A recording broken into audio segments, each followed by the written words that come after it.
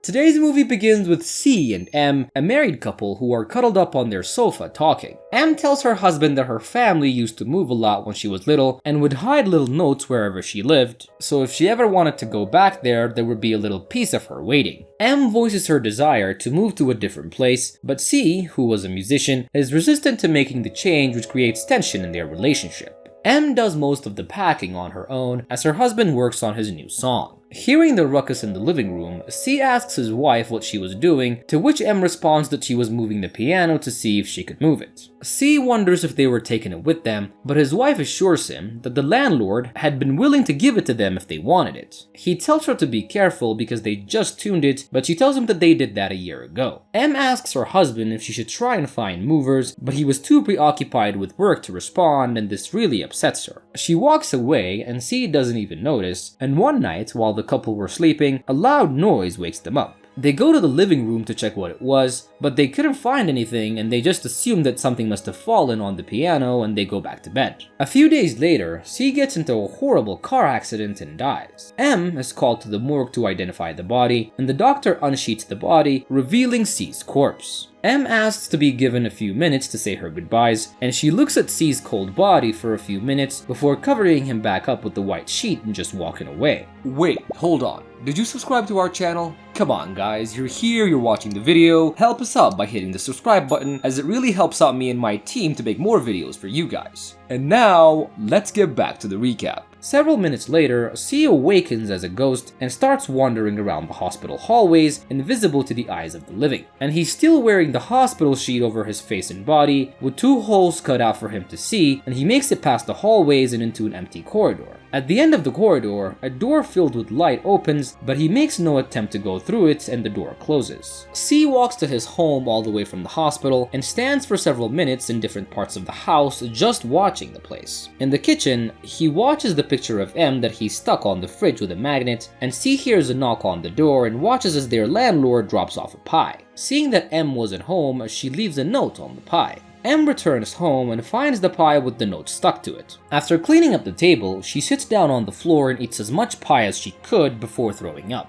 She then folds herself up into a fetal position on the bed and cries while her ghost husband tries to console her but is unable to. Unable to communicate with her, C watches M grieve and then slowly move on with her life. While C waits for M to return, C sees another ghost covered by a flower print sheet through the window of the next house. The ghost tells C through silent communication that it was waiting for someone but can't exactly remember who. Depressed by the interaction, C sits on the sofa and continues to wait. Time flies and it's already dark before M finally makes it home, but she's brought with her another man. They kiss on the doorway as C jealously watches from the couch and starts creating disturbances around the house. In the morning, M sees the books that C had flung on the floor during his tantrum and leans down to pick it up.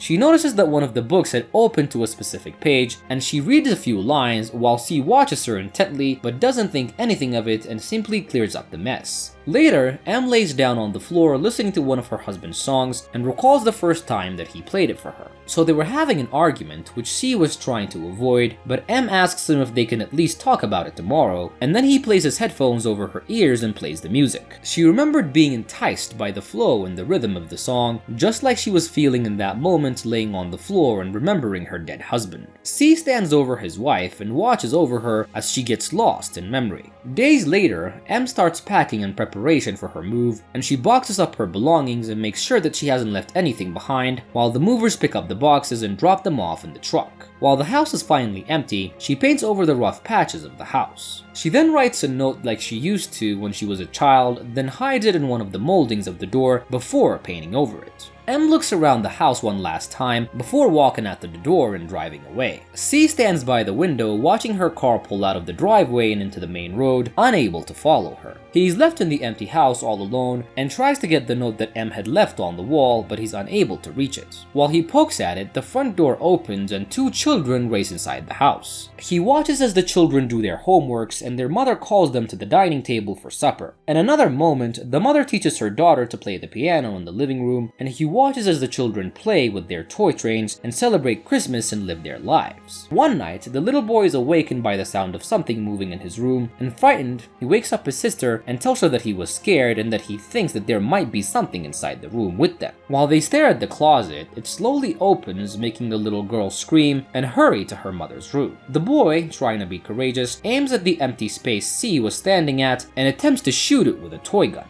The mom then tries to calm down her daughter by hugging her and rocking her back and forth. One night, while the family was having dinner, C knocks down one of the frames housing the family's picture. He then heads to the kitchen and starts breaking plates and glasses on the wall, scaring the family almost to death. When C's tantrum was over and everything had calmed down, the mother started cleaning up the broken plates. C then goes back to jabbing at the wall, trying to reach the note that M had left. He continued to do so even after the Spanish family left. C walks to the window and sees the same ghost covered under a flower sheet sitting by the window. The ghost asks C who was in the house, but C lets the ghost know that he was alone. The ghost is upset, hoping that the person he was waiting for had come back, and C notices that there was a party going on in the house next door and decides to pay a visit. As he walks in the dining room, he sees a group of people having a conversation, and a man is making a profound speech about God and the universe. A brown-haired woman says to the group that if her pursuits don't earn her any money, then she doesn't see the point in doing any of it. She explains that it was the reason why she stopped writing her novel.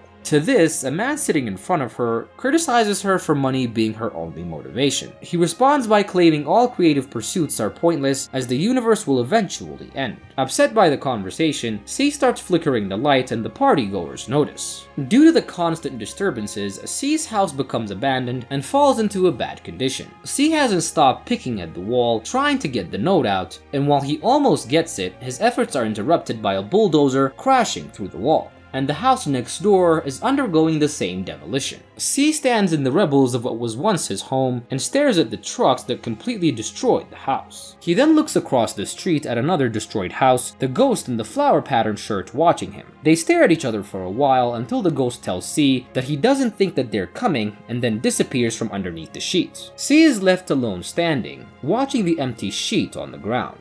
As he stands there, the place is completely transformed and a skyscraper is built where the house used to be. As the skyscraper develops, C walks through the halls and rooms watching the development. Once the building was complete, he continues to watch the furnished rooms and the people who eventually occupy it. C heads to the roof of the building and sees the futuristic cityscape spread before jumping off the ledge. The celestial sphere rotates in reverse, and C finds himself in a field in the 19th century with a man who was driving stakes into the ground. Days later, as he's standing in the same spot in the same field, he watches a carriage arrive with the man's wife and his 3 daughters. The oldest daughter sews clothes while her mother sets up the fire and prepares dinner for the family. Once they say grace, the family has dinner and they then gather around the fire for warmth. In the morning, C watches the youngest daughter crawl out of the tent and write a note while humming the tune of C's song, then hides the note under a rock. Later that day, the family is attacked and murdered by Native Americans and left the land that they planned to build a house on. C stands by the corpses and watches the youngest daughter decay until only the bones remain and tall grass grows to cover it. C is then made to return to his house, which was empty except for the piano and the fridge, and he watches as his past self along with M are shown into the house by the landlord. The landlord lets them know that she hadn't had any tenants for a few months, while C tries the piano. The landlord tells them that the piano had always been there and that they could keep it if they wanted to. C watches himself walk around lost in thought until M slams on the window and scares him back into reality. C sees his life in the house repeat itself, and M asks him what it was about the house that he liked so much, and he tells her that it was its history. He explains to her that the two have a long history in the house that he wasn't willing to let go yet. He watches himself and M cuddling on their sofa as she tells him about her secret habit of hiding notes. He witnesses their last argument when M tells him that this wasn't how relationships were supposed to work and that they should be making decisions together, and when she asks C why she was the only one making the decisions, C tells her that he doesn't want what she wants. That night, while they're together in bed, C finally gives in to his wife's constant demand. Upon hearing this, C's ghost sits heavily on the piano, creating the bang that had earlier startled the couple. He watches as his past self and M hurry to the living room to check what happened, and then dismisses what happened and go back to bed. Later, C watches his earlier ghost self watch M leave the house for the last time, and he gets up from the piano where he was sitting to watch everything that happened, and then finally retrieves the note that M had left, and upon reading it, he disappears, and the now empty sheet covering him falls on the ground. And that is how the movie comes to an end. I hope you guys enjoyed this recap. Make sure to leave me a like, leave a comment, also subscribe to my channel. I love you guys so much and I promise to see you on my next recap. Bye!